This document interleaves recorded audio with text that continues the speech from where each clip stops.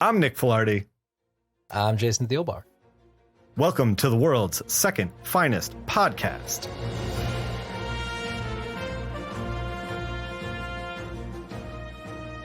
Welcome to the To Read Pile. As always, Amazon affiliate links are below. Hit up your local comic shop. And this show with art about what we're talking about will be available on youtube.com/Nickfil in about a week after it airs, it airs within the podcast apps of your choice. We're going to shuffle around. Usually I ask you what you're reading first, Jason, but today you're going to ask me. And here's the thing. I wrote a bit, so I need you to ask me, so I can't just barrel into it. So Jason, will you ask me what I'm reading on the To Read pile? Nick, what are you reading on your To Read pile this week? What was I reading? Question like that could get you killed in this town, and I think Jason knows it. But he was blessed with legs that go all the way up, which usually get him out of trouble. Trouble sticks to me more than I'd like to admit, and less than I'd like. I was shocked to see him in the office. 2 days earlier, I had Johnny Boy take the nickel-plated 45 and follow him. I hadn't heard back from Johnny, but an officer was nice enough to let me know they found him dead at the Wayne family construction site down in the mud, shot in the back. What'd you ask me again? I muse as I opened my desk drawer. What you reading, Nick? Which was on the To Read pile? The 45 was usually in the drawer, but the only thing that clinked against the desk drawer was the other thing I could count on. A bottle of Pappy Van Winkle bourbon. Good for disinfecting wounds, better for forgetting how they happened. I poured myself a belt of bourbon. It'll help me answer the question. I don't read in this town, you know that, Jason. Jason smirks. Reading's for nerds. Jason reached into his coat pocket and produced a flash of violence. The 45.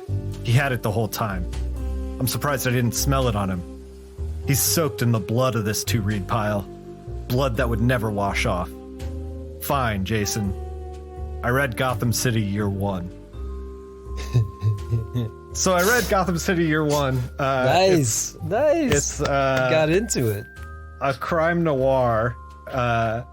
It's written by Tom King, penciled by Phil Hester, inked by Eric Gapster, colored by Jordi Belair, lettered by Clayton Cowles. They all did the collection and the cover art and stuff. It's gorgeous. It's about oh man, I haven't read a Phil Hester book in a while. Fucking A, dude. Phil Hester blew the doors off this thing. It is so well done. And I actually was emailing Jordy about the colors a little bit. I'll talk about that in a second. Let me tell you about what the book's about. It's a Slam Brady crime noir book, which is Slam Brady, for anyone who doesn't know, is a minor character that shows up in the DCU as like a private detective. Usually he's like associated with Catwoman in some capacity. Like she'll lean on him occasionally when she needs help or like a second pair of eyes or whatever. Like she needs to do something, but she's got to keep eyes on another target. She'll ask Slam. Slam's kind of like from the old neighborhood kind of thing. And mostly in DC books, he's like an older man, like gray, you know, like one of the old hard-boiled detectives from forever ago that is now a private dick kind of thing. And yeah, like a Sam Spade kind of character almost, like sure, little grizzled, little still kind of handsome but kind of beat up is how he's usually. Yeah. So this book is about, he's younger, and it's Gotham City Year One, and Gotham is not the Gotham that you think it is. It is extremely safe. People don't lock their doors. Less crime, less murders than Metropolis per like 100,000 people or whatever.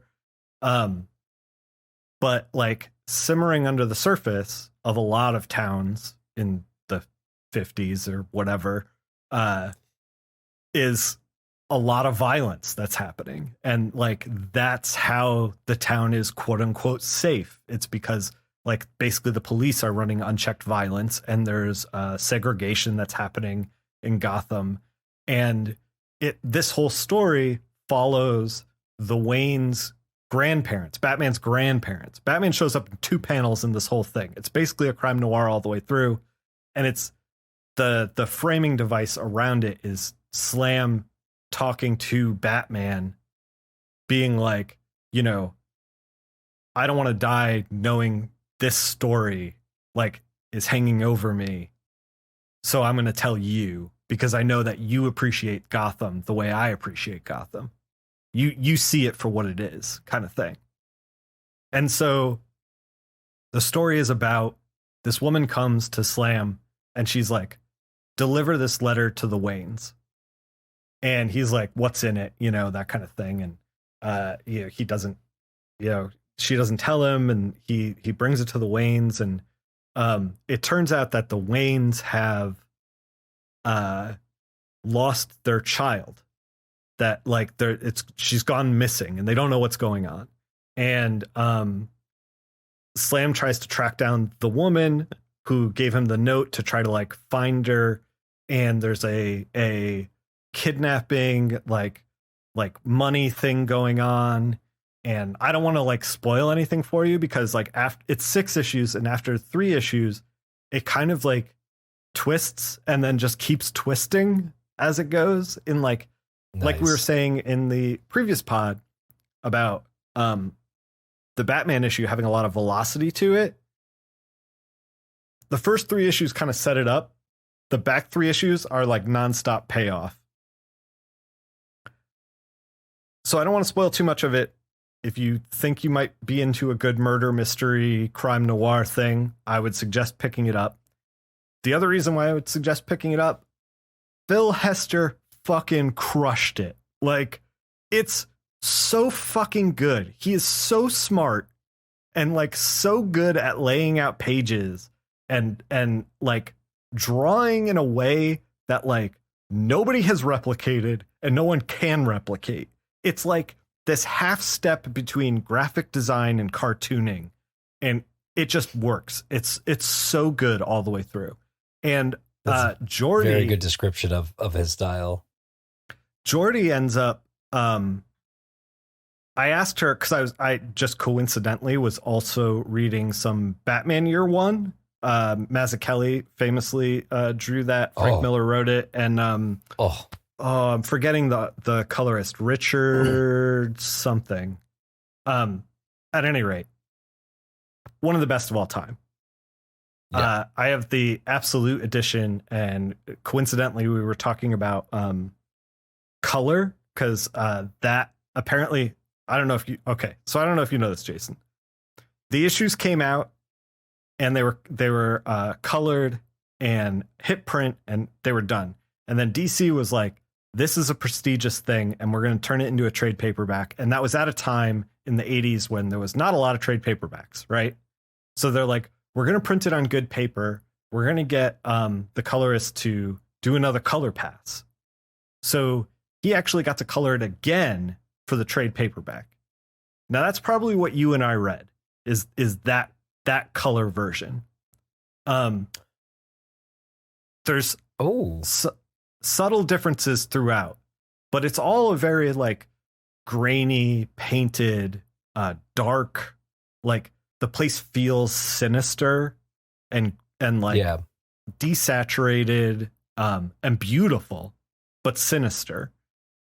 And then something like a few years ago, 2012, maybe, I don't know, at some point recently compared to when Batman Year One came out,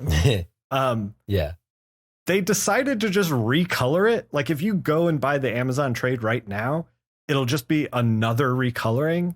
And David Mazzucchelli has gone on record to be like, this fucking sucks and I hate it. Like, please don't buy this. Well, I just looked up there's an Absolute version that has all the regular coloring in it. Both versions of the coloring that the original colorist did. And they're about to put out a artist edition of David Mazzucchelli's Batman Year One that's like oversized scans of the boards. Ooh. That's like about to drop. Ooh, I'm getting that. I'm totally getting that. this is the reason that I was like, I was like, I kind of had that in my mind because I was thinking about that stuff just recently. And then I read I read Gotham City Year One, and I was like, is Jordy pulling, pallets out of Batman Year One? Are we nodding at each other like with these books? Like, is that what's happening here? So I emailed her and I was like, hey, I read Gotham Year One. I really liked it. One of the things that she does that I complimented her on was that Gotham City Year One gets dark without being too dark. Like when we talked about Teenage Mutant Ninja Turtles, what was it? The Last Ronin or yeah. What was it? Is that what it's called? Because I think you brought it to the pod and I had picked it up a few weeks ago and we were like talking about it. I don't know if I brought it up on the show. I think you did though. I think you brought the book. Yeah. First of all, that book's great.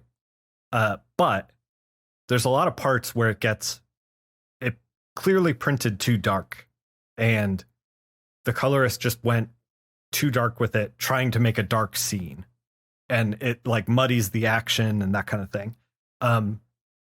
Gotham City Year One manages to ride that line expertly. Like Jordy did such a great job of creating dark, ominous rooms without ever feeling like I can't see what Phil's doing. So the whole thing just reads so well to what it was made. It's just like, two professionals just cooking, and it's just absolutely beautiful to see. For the record, I was like, hey, are you pulling from Batman Year One? Because that would be kind of like an interesting way to do it. And she was like, not really, but she's been studying a ton of Lynn Varley stuff. So she was a lot of like Lynn did 300 and well, she did Dark Knight Returns. Dark Knight Returns, yes, that was what I was thinking. Yeah.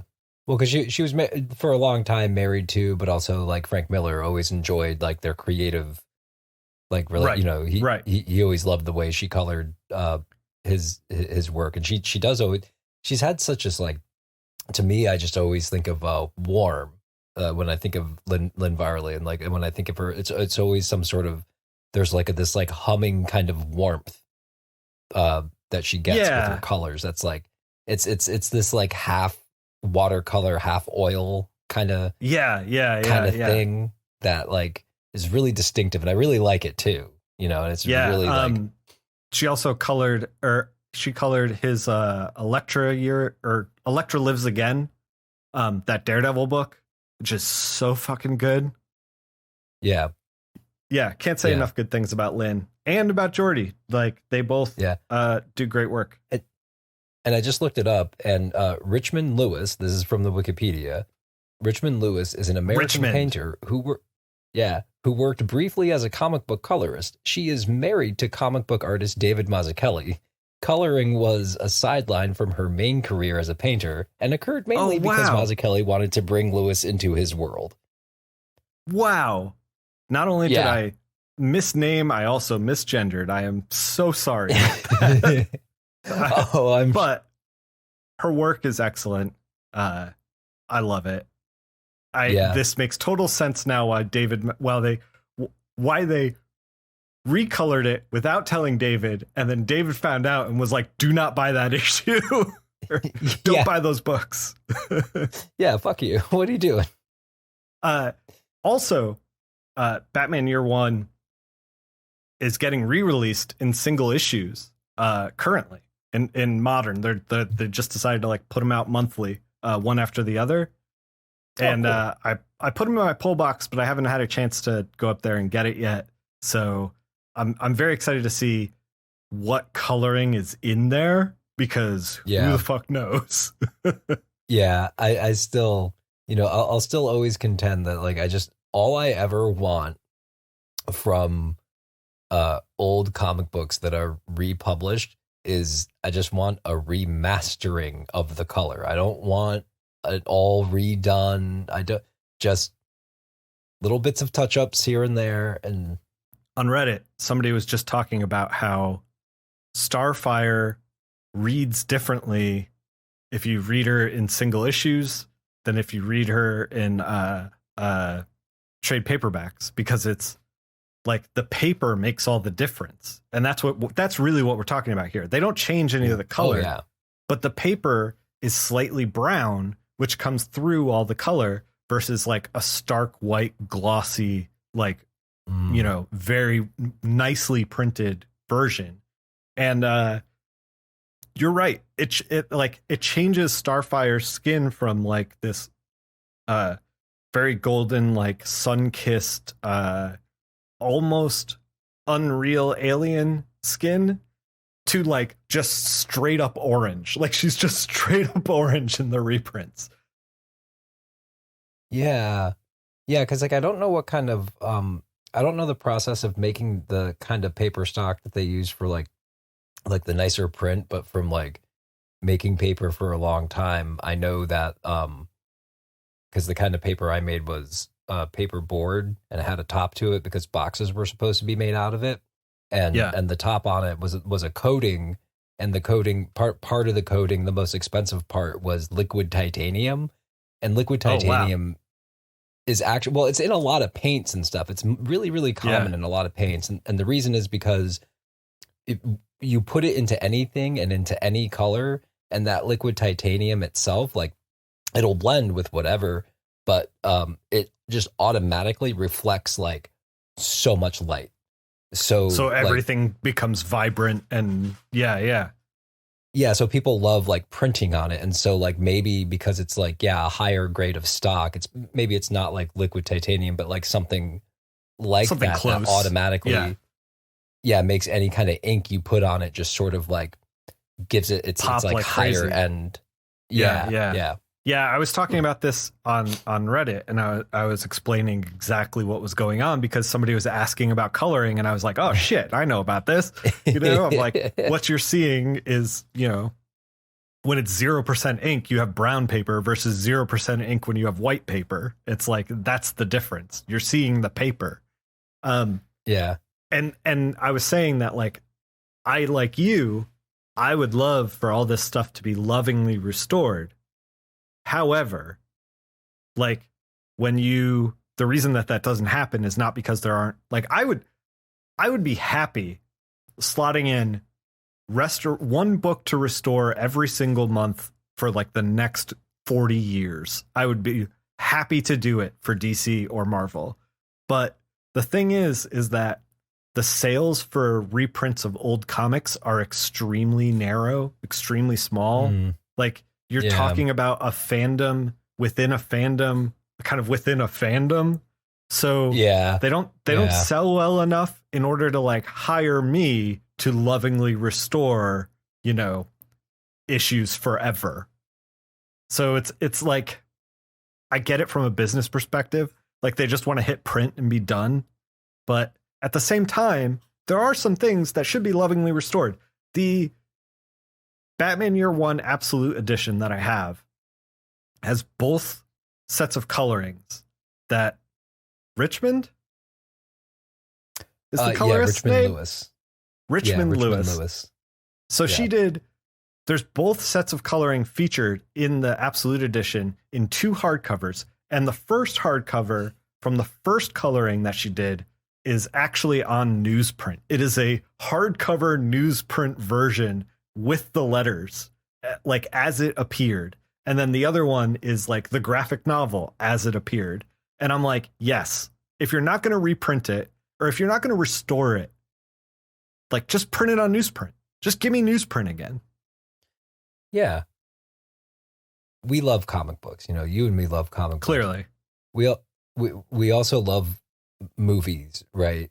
And it used to be that, like, those were like cheaper mediums, like the reason why, like the reason why, like Martin Scorsese, like, explains like his sort of origin of like loving movies is that he was always sick as a kid. And so like he's always sick and undersized. So like he couldn't like play with the other kids and he wasn't tough. And so like he spent all his time in the movie theaters. But like, it's like, yeah, because it was like, it costs like 10 or 20 cents to see a movie, you know, which was still like pretty cheap at the time. It still wasn't like all that expensive. But like, man, you're like a hardcore like cinephile if you and you're spending a lot of money if you go to see one movie a week, you know, like out in the theater. Right. Yeah. You know, yeah. And the like, last movie that I went to the theater with, Shannon and I went and saw the first Wonder Woman that came out because she wanted to see it. And I was like, hell yeah, let's go. It'll be great on the big screen. And I probably spent like $45-50 between the tickets and the snacks and everything. I was just like, holy shit, they cleaned me out. Like, yeah. And like, and I love, and don't get me wrong. Like, I love like when I go visit our good friends, Brian and Emily, in Brooklyn, like they have an Alamo Draft House that's like, you know, not even a block away maybe from their apartment. And so like we'll go see movies there all the time.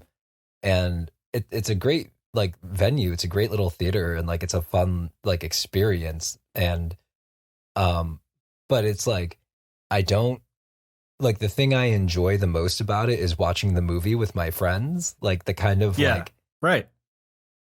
like the size of the seats and that I can get like a full meal there and like a beer or something is like it's great. That's cool. But like I like watching everything everywhere all at once with like two of my favorite people. Like you know, like, You're missing the community without seeing it in the theater. Yeah, and it just gets so expensive and like and comic books have just gotten so expensive. Same way. Yeah. I don't know if I brought this up before, but my buddy Chad, he was talking about how when he was a kid and there was a crossover event, he would get the main books that he was like interested in, and then like if because of the event, he'd be like, "Oh, I'm going to try out these other books," because they're like at the time it was like, you know, the late 80s, early 90s, and he was like every book was like $1.50 or whatever. And he was like, I could just try some shit out, you know, and be like, oh, maybe there's something that I'll like in here and maybe I'll pick it up on a regular basis. And it's like nowadays you cannot do that. Like every single book is like $5 to $7. And it's like, oh my God, like I can't just add 5 more books on the pile and not sweat it, you know? It just doesn't work that way anymore. Yeah, it's why I've gotten so used to just like waiting for a trade. And even if I don't like it, even if I spend $20 and don't like it, I'm like, well, okay, fine, whatever. I'll move on to, you know. Yeah. Another thing. Circle back a little bit to Gotham Year One. First of all, highly recommended. But there was something that was ringing in my ears from the last 2 read pile that we did when I was like ranting about television. And that's something you said to me, which was you're like, I'm sure Andor is very good, but I can get that story with the Star Wars stripped out in a better package, like a more engaging for me as an adult package. And I was thinking about that while I was reading this, because I was like, this is a great crime noir, but it's like they're leaning a little bit on like showing you what Gotham is and how it turned into the way it was. The way that we see Gotham now is like this violent, terrible place. And I'm like, would this book be better with that stripped out? I don't think it necessarily would, because it is about Gotham. But I was thinking, like, how does this stack up against like Murder Me Dead or Criminal or something like that, like other crime noir comics, Goldfish? Like how does it stack up against those kind of books? If you strip out the Batman, like those books are probably better than this book. However, I do think there's merit to stuff like this, because I was listening to or I was reading something in the last like week. So like that thought's pinballing around in my head of like, you know, Like, is it better to strip out the Batman and just have a crime noir and just make the crime noir great? Or is it better to have a Batman crime noir, you know? Because like, clearly I'm a fan of both. Oh, yeah. Yeah. What I think happens with something like Andor or something like Gotham City Year One is it's like a gateway genre piece. Whereas somebody who would never check out a crime noir book, who was only reading Batman stuff, is very narrowly focused, might let Gotham City Year One slide into their pile, and they might get exposed to a crime noir, and they might fucking like it. And they might read Murder Me Dead. They might start picking up Criminal. They might start, you know what I mean? Like it's. Oh yeah. Yeah. And the same thing with Andor. Like they might watch Andor and be like, oh man, this resistance murder story is like super fucking fun. Like, I bet I can find some other stuff out there with like spies and stuff, you know, and find better movies or better series than Andor. But they're happy that they watched it because it's like a gateway into that genre. And I feel like Gotham City Year One is that. If you want to get into crime noir, you don't know where to start, and you love Batman, like Gotham City Year One, no brainer. Pick it up. Oh yeah, no, that's honest. That's honestly like that's a really good point. And I guess like most of like I know that's just like my personal reaction to that of why I just don't, you know, why I just don't care. And honestly too, though, like, and you're making me think about it. It's that like, I think it's more that it's the, it doesn't matter to me that it's sci-fi and like a resistance story. Cause like, I love that shit. Like Battlestar Galactica is like one of my favorite shows ever. And I love science fiction too, you know, and it can be many things. So it's not like a genre thing. It's just the property thing. But no, but sure, you're right. That's a really good, like if you're not sure that you would like these maybe like grittier it's like stories or it's like a way to like dip your toe in without like really throwing money at it or really throwing time into it. It's something that can very casually slip in and like kind of welcome you to a new thing. Yeah. Plus I will say, I think it's like, I think the other thing too is that like, it's at least interesting, the premise of Gotham City Year One. Yeah. That's an interesting thought of like, you know, what was Gotham like? What was this like? In our imagination, because like Tom King is like he's about our age, right? Maybe a little bit older, but like not too much.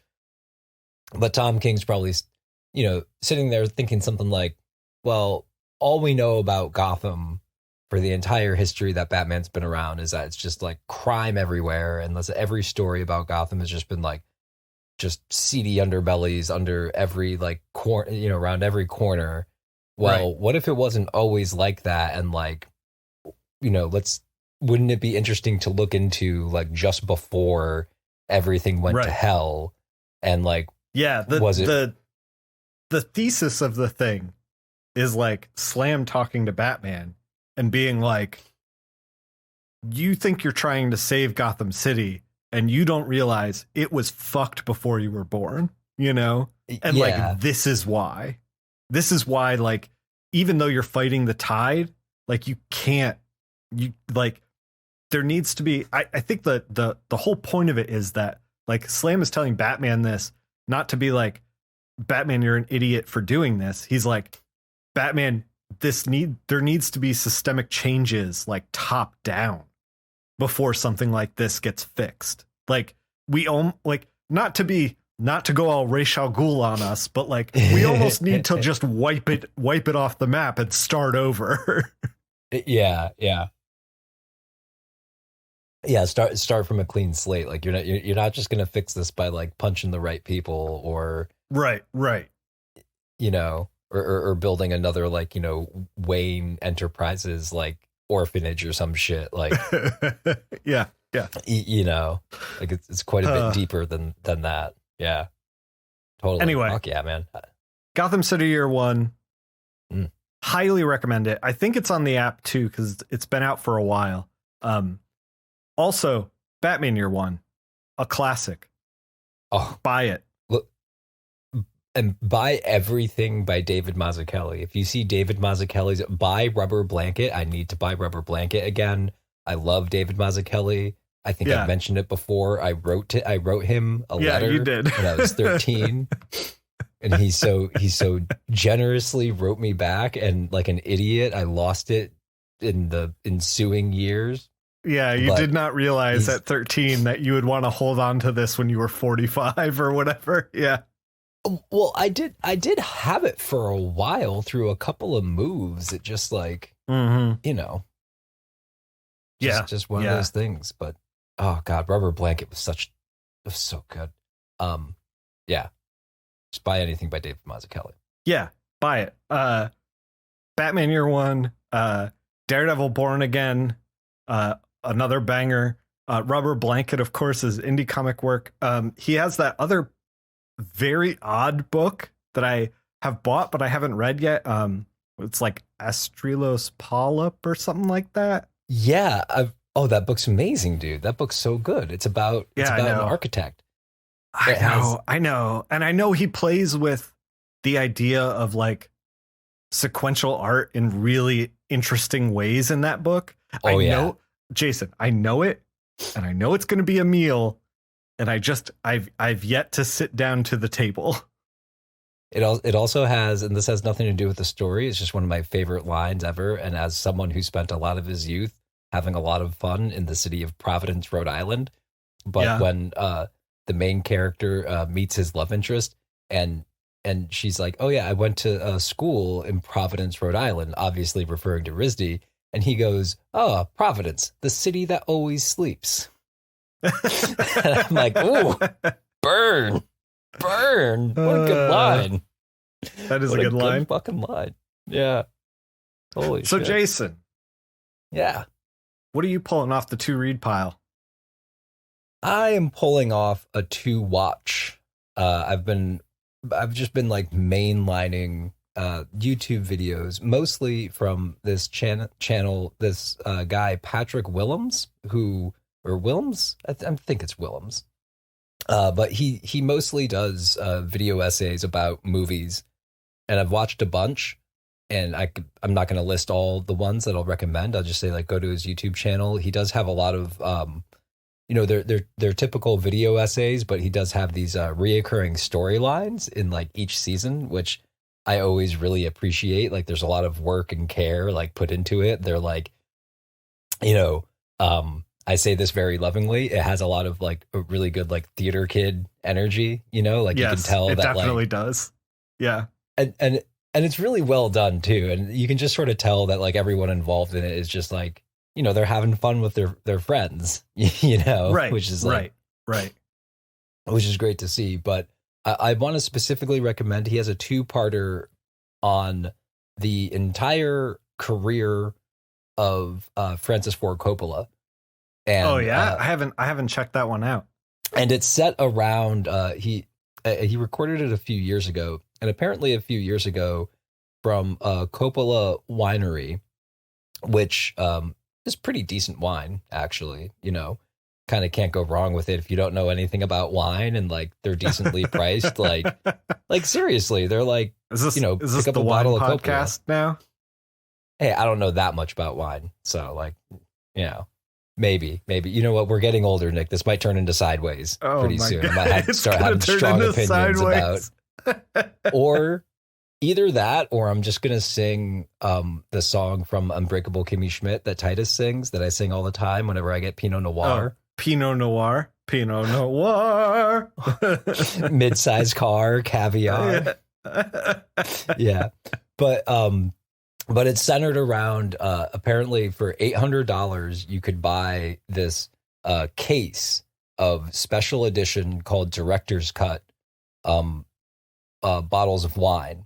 And it would also come with a copy of the script for Francis Ford Coppola's movie, The Conversation, signed by the man himself.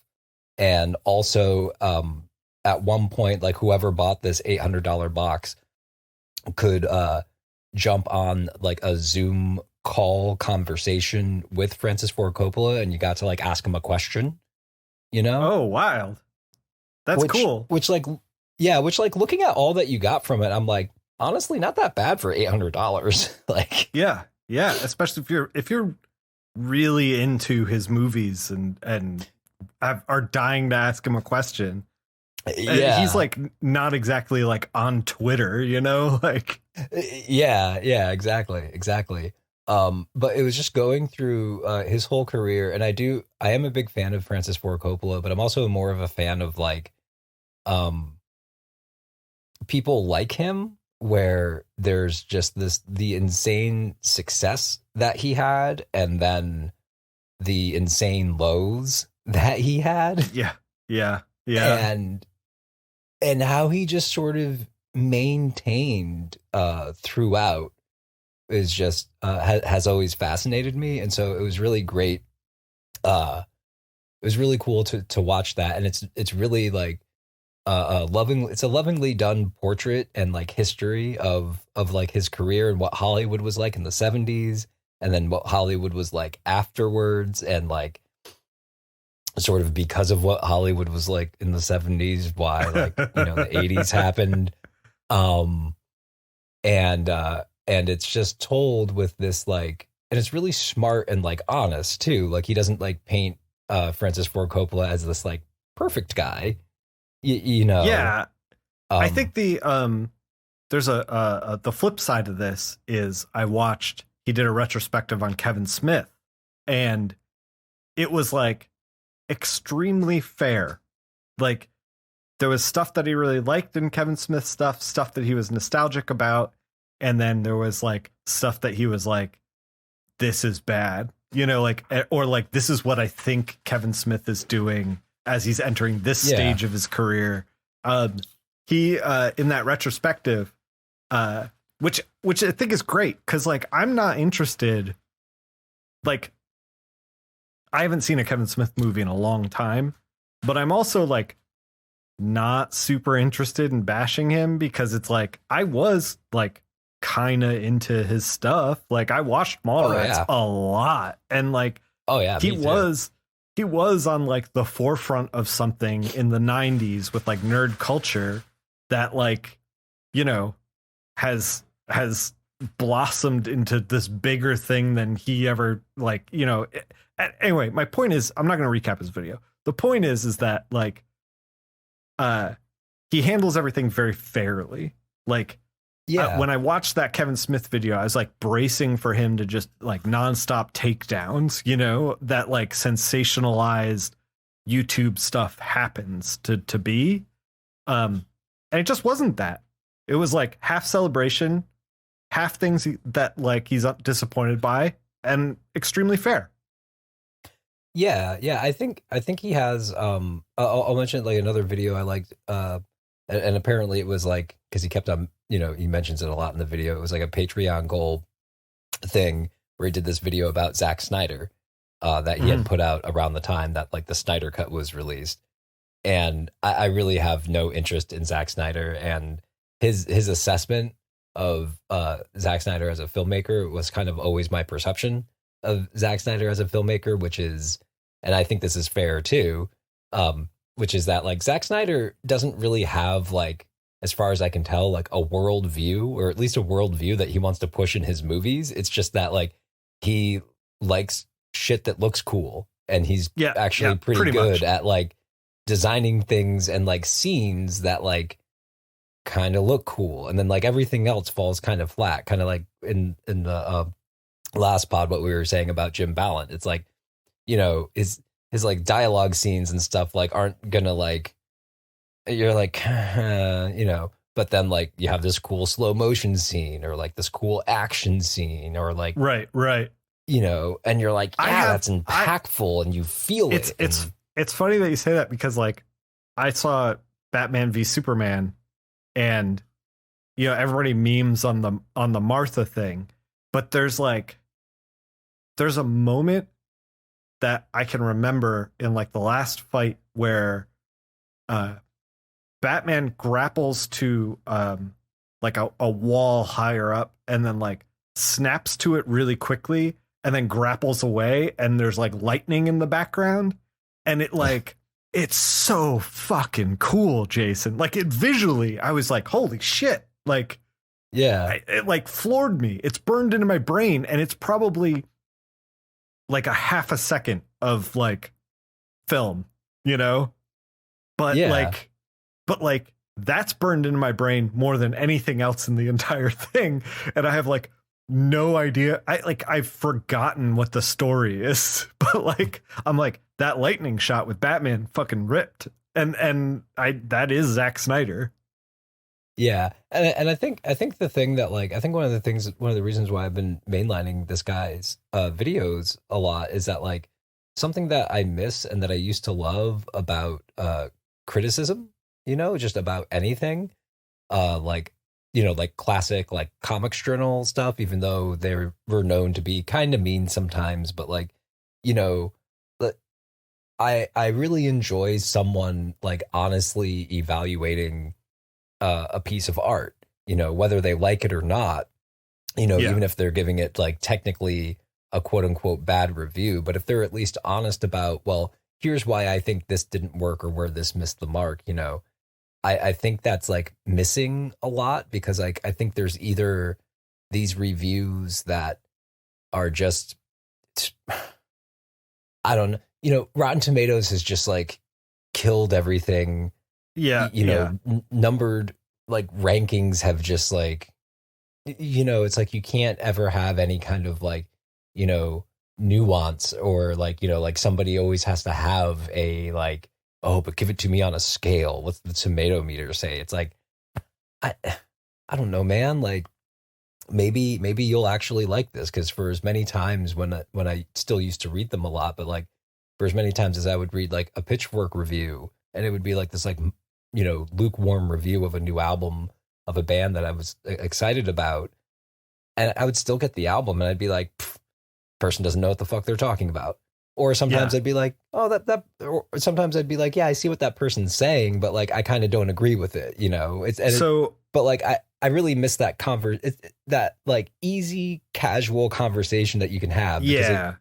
You don't need to tear someone down if you don't like their work, but you can just explain like, well, here's why I don't like it, you know, or here's why it doesn't work for me. Like whatever, you know, however. Well, you're talking about like constructive criticism versus just like cutting people down or trying to sensationalize.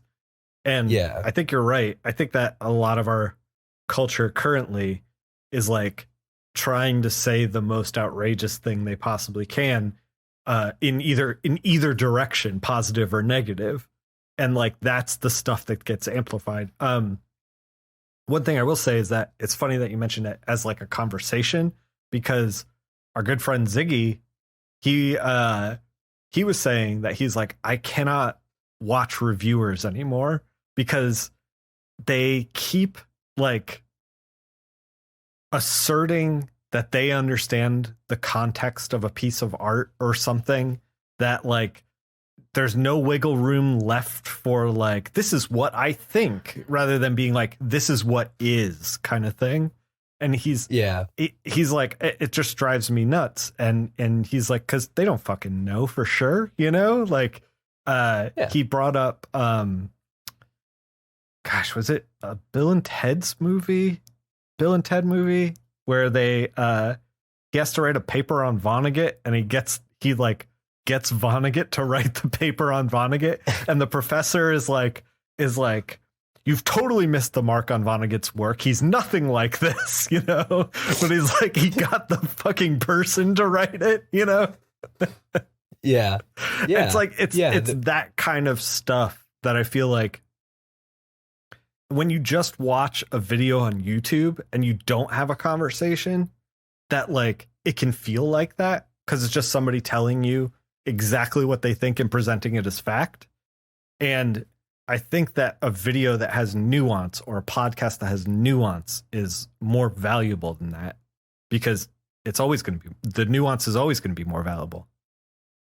Yeah, yeah. Well, and also like there's this like weird thing too where like I think people have like I don't know, like I think maybe some people don't grow out of it, and I've like mentioned it before, but like sort of like I don't really care that much, but I really just don't like the term graphic novel, you know?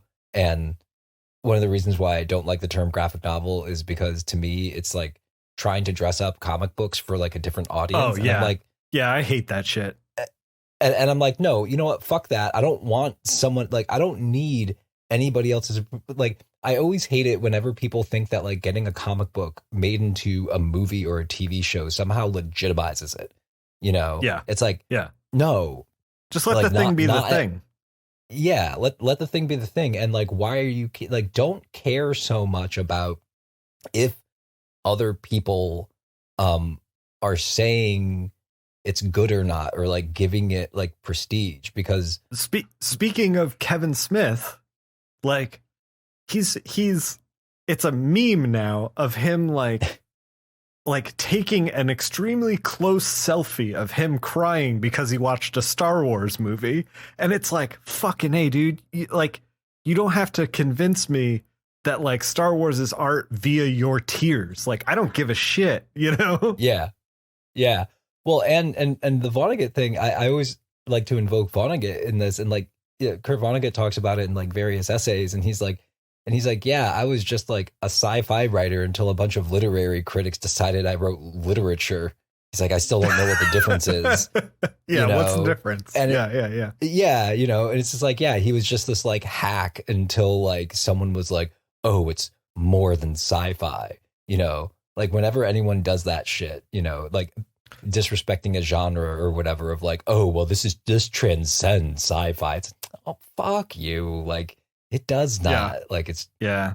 you know, so like I think overall that's the other thing. But yeah, just to bring it back, Patrick Willem is he also has this great my other two favorites of I just want to bring up because these are just so bonkers to watch, but he sort of has this two-parter of how of the first video is what's the most 80s movie ever made, and then the companion sort of second video to that is about the movie that killed 80s movies, which was Days of Thunder.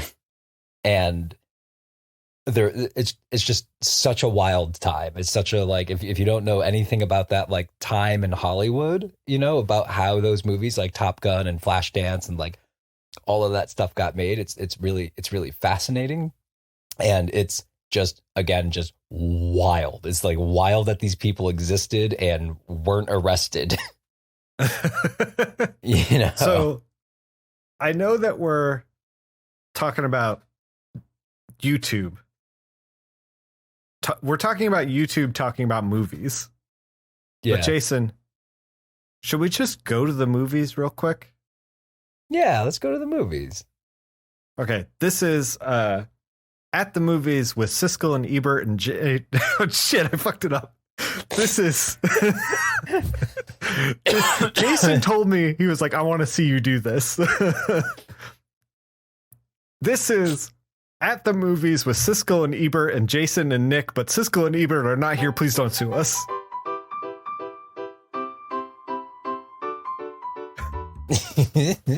Jason, you texted me and you were like, yo, just to give you a heads up, there's a Parker Posey collection on the Criterion channel. You're going to want to get on that. And I was like, you are absolutely correct. Hell yes. So, what did you watch out of that collection? I most recently watched Party Girl, but a while back I had rewatched. I had seen it years ago. Day Trippers. So I actually watched. Both of. I think what. Yeah, I watched both those movies as well. I also watched like the first half of Kicking and Screaming, which is not on the Parker Posey collection. And I think it's not on the collection because it's like kind of an ensemble cast and she kind of has a bit part in it. Okay. But somebody on a Discord said that like the 4 pillars of Parker Posey are Party Girl, Day Trippers, Kicking and Screaming, and House of Yes. That's it. Yeah, I was gonna say a friend of mine, because I was talking about it today with some friends. Where like there's like gonna be some like probably like bad football on Saturday, and I was like, well, there's more Parker Posey movies I want to get to, and she was like, oh, I fucking love House of Yes, and I'm like, yeah, all right, yeah. So that'll be the next one. We tried Kicking and Screaming, and Shannon just could not get into it. And one of the things that I've started to realize is 90s indie films are like all about fucking vibes, man. Like they are playing it fast and loose with like velocity through the movie. They're just like, whatever, we'll get to the end of this. I don't know, whatever. It's more about hanging out, having a good time, like going to a party, like doing a thing, like creating like a vibe and a mood and a feeling, and capitalizing on that and moving it in a direction more than it is about like, I don't know, a giant plot that like reveals itself in the last conclusion, Yeah. It's kind of like the last half hour, and they realize, oh shit, we're supposed to have something called character development. Okay, I guess we have to have an arc.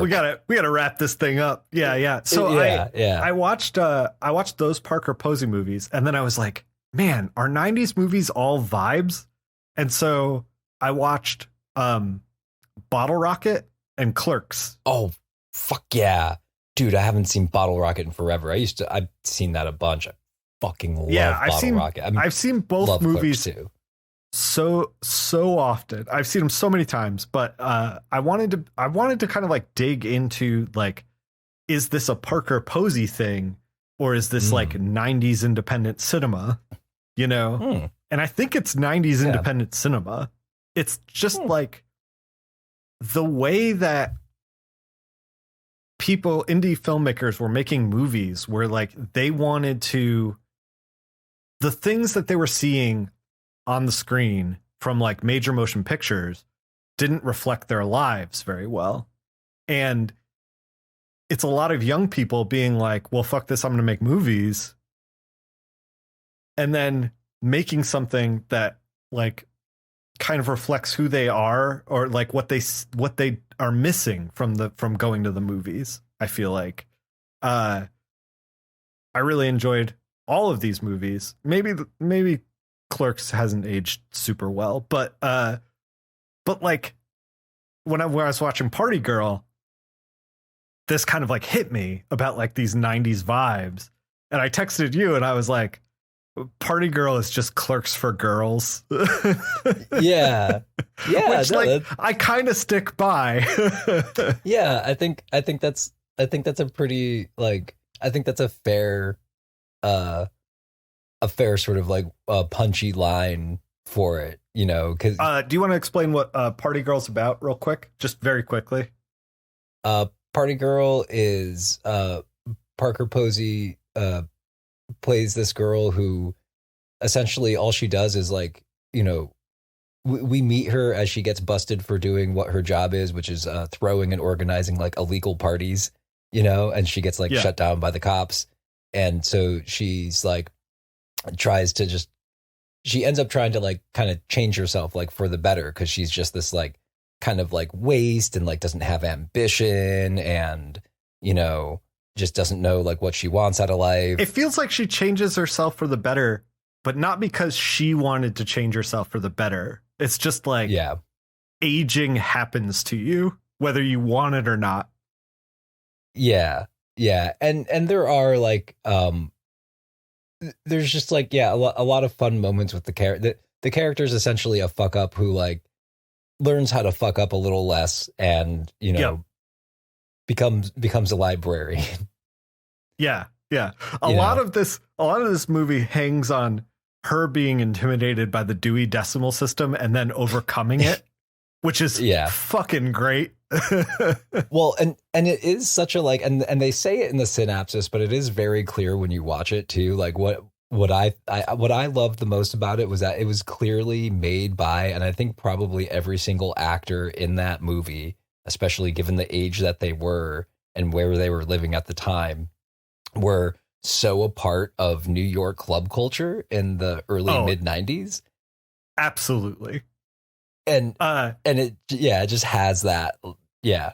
It has that vibe to it. Yeah. Where it feels like it takes you into these clubs, but everything also feels like a shithole because it's like 1994 or whatever. And like New York City has not cleaned itself up. There's no M&M store yet. The porn theaters are still kind of there. It's like that weird in-between time. Yeah. So it's like this, because there's an urge when you make a movie like this that I feel like to like glamorize it, you know? And they don't do that at all. I think it's partially because like they don't want to, and partially because they just don't have the budget. Yeah. I was gonna say they I think I was thinking about it. I'm like, they probably only had 2 real locations, like her like different apartments, and were probably all the same location because it was just like a big room mostly. Yeah, and they a just, lot of stuff is empty warehouses, and that's it. Yeah, which is, and Liv Schreiber's doing an English accent for some reason. For some reason, it doesn't make it. Baby Liv Schreiber doing an English accent for no reason. Yeah. I was reading some interviews with Parker Posey, and she was talking about, she's older now. She's older than us. About how she feels like the sense of community in New York City has kind of disappeared, and that when she was making movies like Party Girl and Day Trippers that are like so heavily set in New York City in the 90s, that like people would just pitch in. It was like a community of actors and filmmakers and stuff. And it's like, oh, I need to shoot this thing, and I need 10 people just to like fill a crowd. Like people would volunteer and like come together in a way that like she describes as not happening anymore. And I don't know if that's like, I don't want to get on the podcast and call Parker Posey a liar, but I don't know if that's necessarily true. Like, I think that maybe she just aged out of that sense of community that you have in your 20s. That might be part of it. But I think the other part is also just cell phones and the degradation of community in general. Maybe both things are playing into it a little bit. And, she's a bigger, more well-respected star than she was when she was in Party Girl. And so it's like, well, I don't know, like maybe you're just not seeing the community because you're making money and you've moved on, like as far as your career goes, Yeah. Well, and it is much smaller now. I mean, I do think though that like there's a lot to be said for like just how expensive it is, because it used to be that if you were a young artist up until about the early 90s, you could move to a city like New York or like LA, and like you could get a shitty job and a shitty apartment, but like it would at least be like a job in an apartment that you would still have time to like go on auditions or paint or draw or do whatever it is you were going to do. But like nowadays, if you go to it's just hard. But I think I think aside from that though, yet another thing is that like because of the ease of access for things, it's just it's the deluge of stuff that's out there, and I was thinking about it the other day, and how like, on the one hand it's great that you have access to all these things, but then on the other hand, I think it's why people so easily are just like, all right, fine, whatever Netflix or Hulu puts in front of me, I'll watch, because like there's already a million of it anyway, and I don't have the time or inclination to like really search out for like, oh yeah, I heard Yellow Jackets is great, but I don't know, there's 18 other things that are great too. So like I'm just gonna watch another season of SVU or whatever else. Like by the way, Yellow Jackets season 2.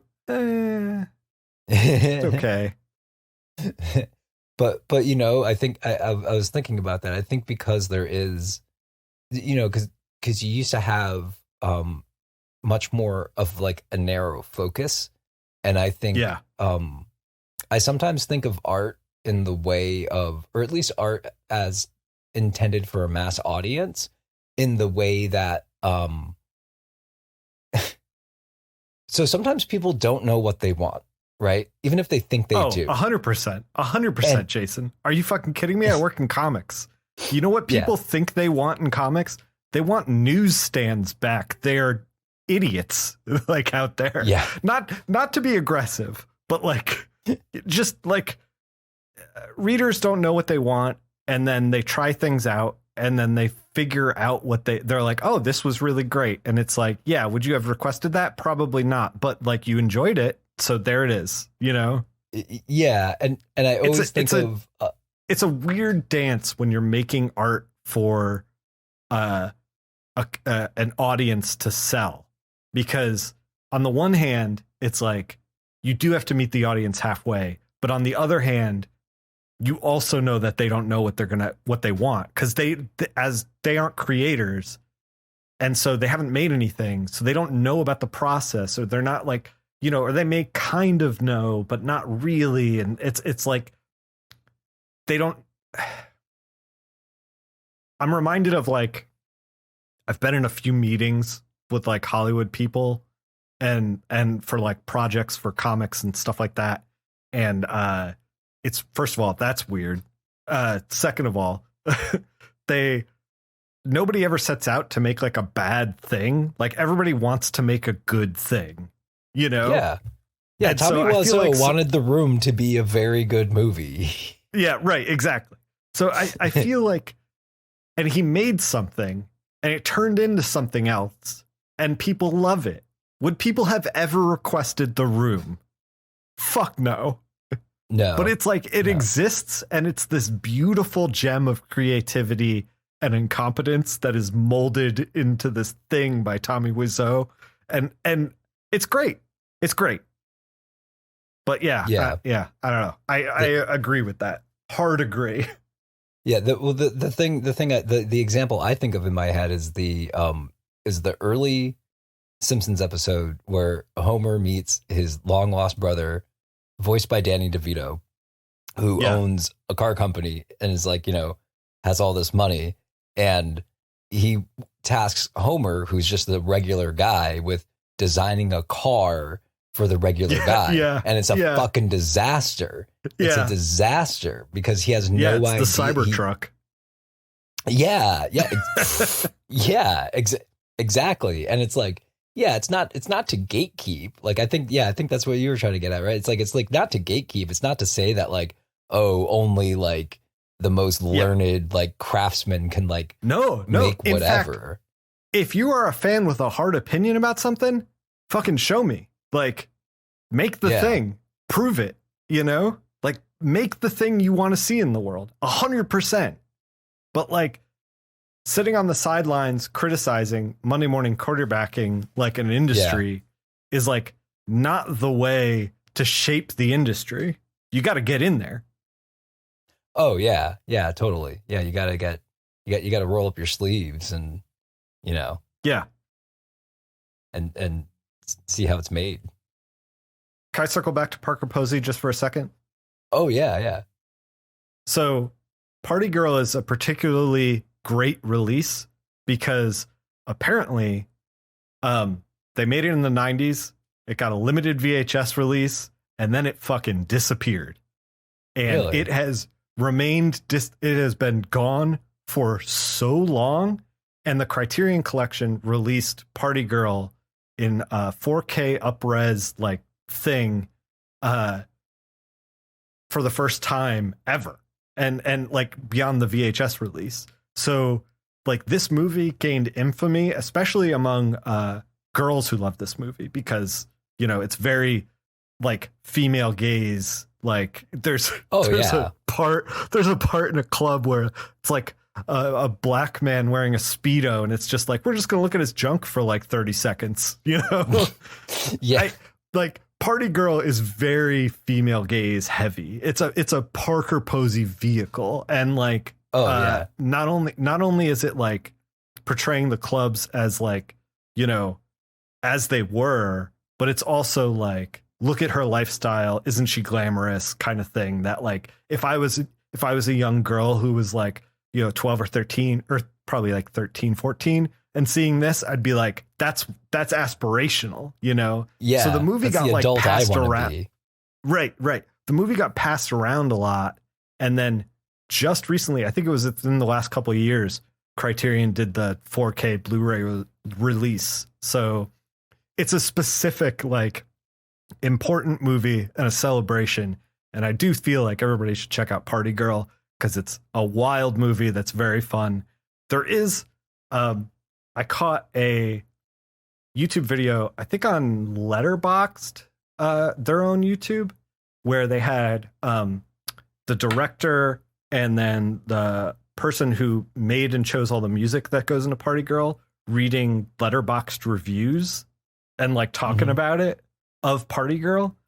And there was one bit that I wanted to highlight only because I thought that it was kind of interesting in the way that Party Girl clashes with the culture that's modern, is that so she meets this kebab guy in Party Girl. He's like a street vendor, and she kind of likes him, and she wants to go on dates with him. And there's a part where she's like kind of dancing poorly in her apartment, and she's kind of fantasizing about him. And it's very clear that like she hires him to work a party in order to create an ambiance, but she doesn't really care about him or him selling his ethnic food or anything like that. And it portrays Parker Posey as being very like, I don't even know what the term would be, but like appropriating the culture a little bit, like feeling like insensitive. Yeah, just insensitive. And someone was complaining about that.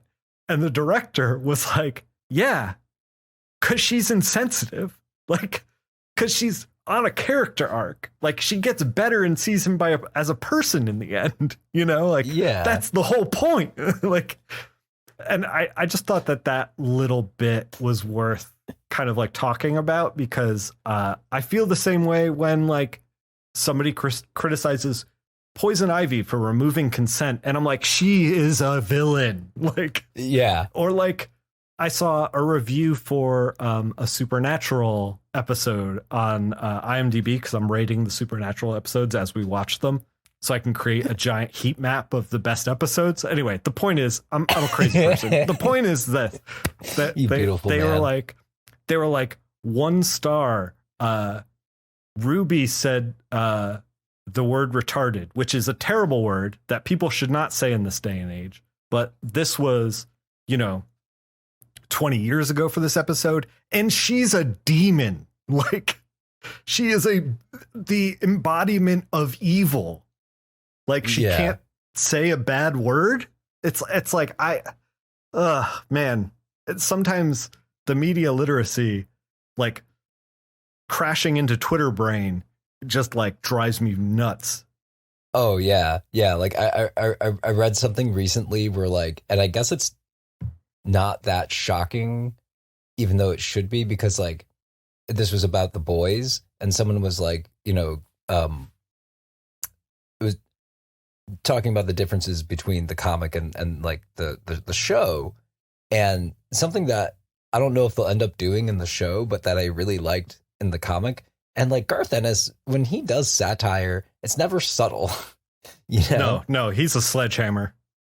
Yeah, but there are still people who and I was like reading through different comments, and like people were like, yeah, and like in the comic book at least, turns out that like Butcher's the bad guy, and someone else is like, what do you mean? I'm like, what are you talking about? Yeah. What are you talking about? The amount of people who are like, wait, Homelander's the bad guy? It's like, oh my fucking God, I don't know how to talk to you. I don't know how to talk to you. But also like people in the comic book, people reading the comic couldn't understand that like they were both awful people, like Homelander was awful. And so was Butcher. Like they're awful in different ways. Yeah. But like, it's just like, it's like, how do you miss that?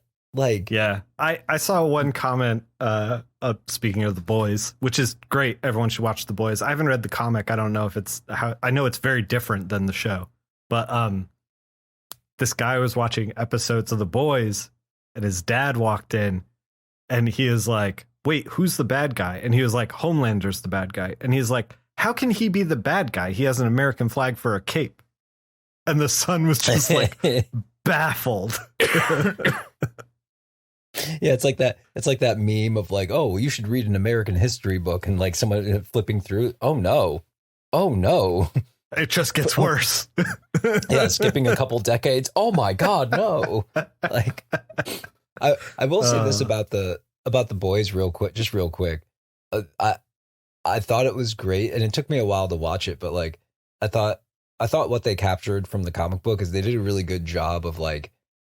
Capturing like the overall like Garth Ennis-ness of like of the story that they're telling. You know what I mean? Oh, it's like yeah. I mean, a speedster crashes into a person and vaporizes them in like the first episode. Like that. If that's not Garth Ennis, I don't know what is. Yeah, and I do appreciate how the main character's dad, the character Huey, how his dad is Simon Pegg.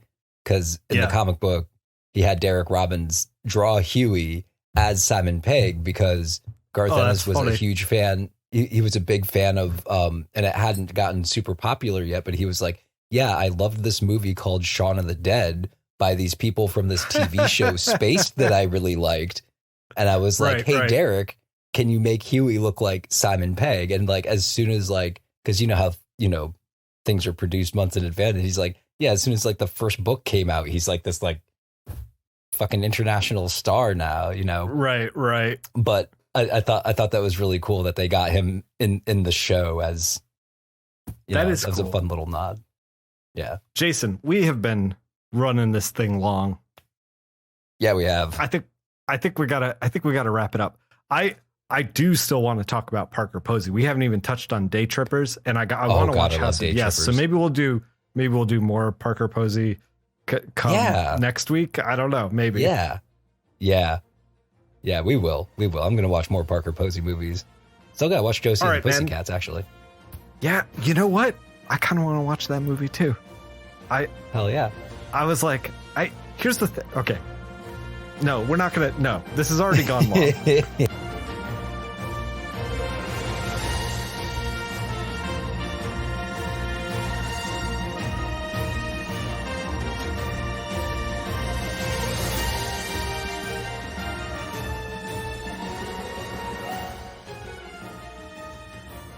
Jason.